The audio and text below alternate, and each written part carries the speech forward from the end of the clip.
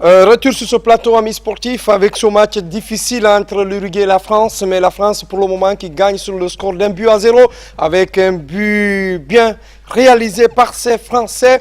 On a vu ce but de Varane, un but qui, pour le moment, sauve la France, même si au niveau des pourcentages, pour le moment, l'Uruguay a 6% pour avoir la chance de se qualifier face à la France, et la France a 75%. Et le match nul entre les deux, pour le moment, la probabilité tourne autour de 19%. Et puis on a vu des tirs cadrés, 5 tirs pour la France et puis 4 pour l'Uruguay. Amadou Juldé Diallo, un match difficile à un moment donné pour la France, mais la France pour le moment qui tire le drap de son côté. Oui, un match très difficile pour les deux équipes, parce que dans ce premier quart d'heure, on a vu que la France, surtout avec Mbappé qui ne se retrouve pas voilà, pendant cette première période. Il était beaucoup fatigué par Carceres, qui va très vite. Diego Godin également, physiquement, qui est prêt pour répondre à ces attaquants français. Maintenant, au milieu de terrain, on a peu Tolisso qui remplace Matuidi ce soir pour le cumul des cartons. Techniquement, la France est présente. Vous avez donné quelques possessions. La France prend l'avantage un petit peu, mais côté l'Uruguay, on ne baisse pas les bras. Ils jouent très bon devant avec des contre-attaques très pertinentes.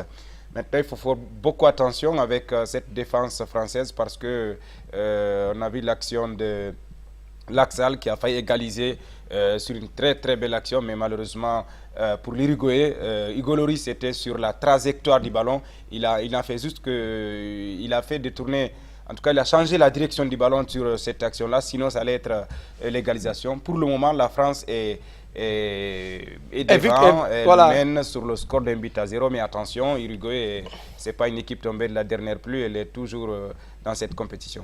Oui, Mamadou Yayaba, on a vu la France qui a réussi à perforer le rideau de fer défensif de l'Uruguay, qui était difficile à pénétrer, mais la France a réussi avec cette nouvelle technique, ce nouvel avantage quand même à perforer cette défense. Qu'est-ce qui n'a pas marché du côté de l'Uruguay qui a amené la France à gagner devant cette équipe pour le moment?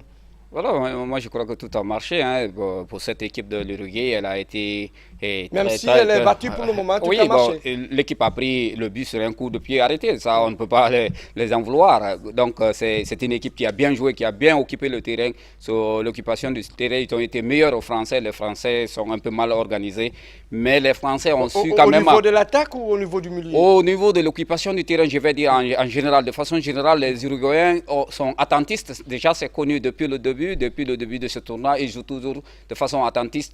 La possession de balles, c'est pas leur problème. Donc, au-delà de cela, c'est une équipe qui procède à des contres.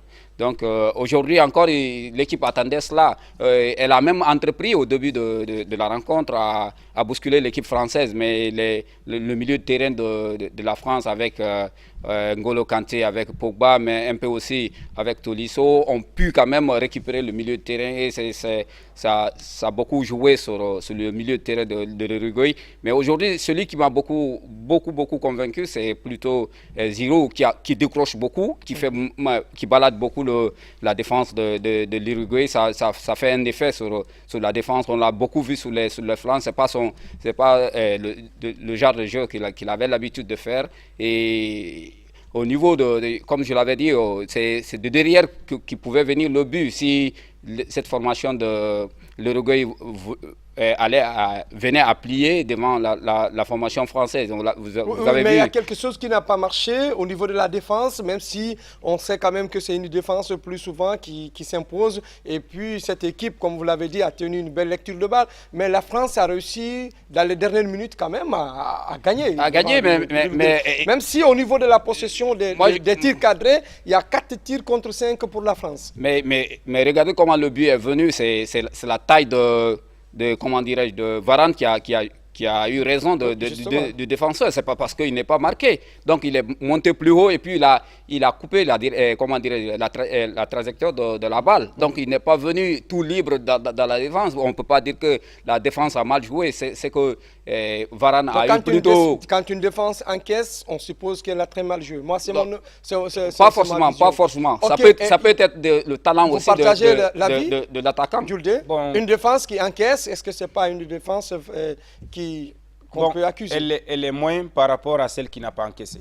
Voilà, donc je pense que selon vous, est-ce que la France peut continuer à protéger ce acquis ou elle est capable aussi d'aller au-delà de ses ambitions? Ça va être très compliqué parce que il y a certaines actions, ça ne pardonne pas. L'Uruguay est capable de créer des mouvements, des situations qui peuvent compliquer les choses dans cette surface de but de la France. Vous avez vu Fernando Muslera, le gardien de l'Uruguay, c'est le gardien de Galatasaray, c'est un excellent gardien de but, mais vous avez vu sur quelle action il a pris ce but, donc ça peut arriver à tout moment.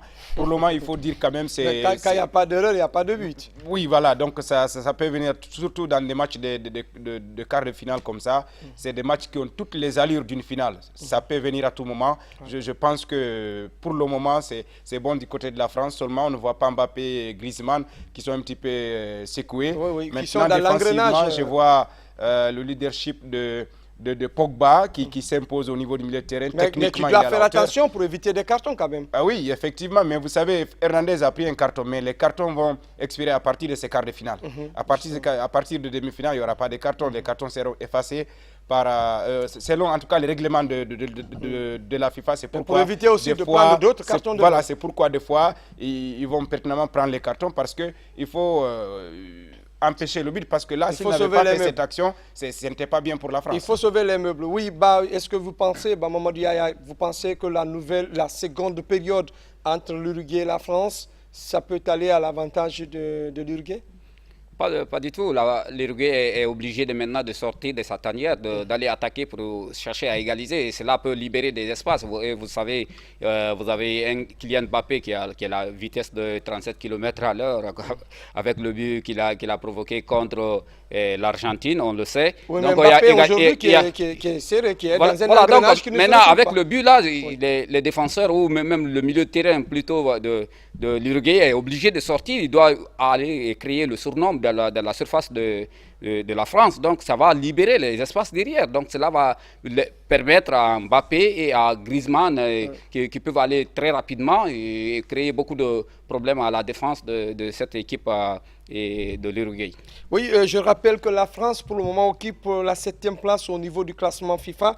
Et puis nous avons l'Uruguay, qui est cette grande équipe qui a participé 13 fois à cette Coupe du Monde, qui a été vainqueur de cette Coupe du Monde en 1930, 1950. Et puis cette équipe également a obtenu deux médailles aux Jeux Olympiques. C'était en 1924 et puis en 1928.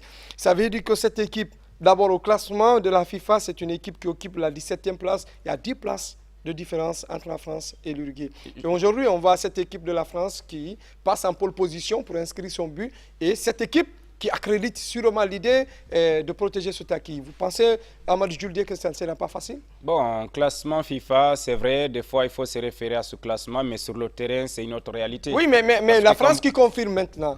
Oui, pour le moment, c'est septième et qui marque un but, et pour le moment, qui rentre à la mi-temps avec un but. Oui, je suis d'accord. Mais je vais vous donner un exemple. Quand vous regardez le classement FIFA, regardez la position de la Russie et celle de l'Espagne. Oui, le plus souvent, on se base sur cette étude, on fait une étude comparative, on se base sur ce petit passé pour au moins penser aux nouvelles statistiques, pour au moins prévoir, si vous voulez, et voilà, prévoir ce qui peut arriver. Oui, pour le moment, ce classement, ça colle. Pour la France, ça colle.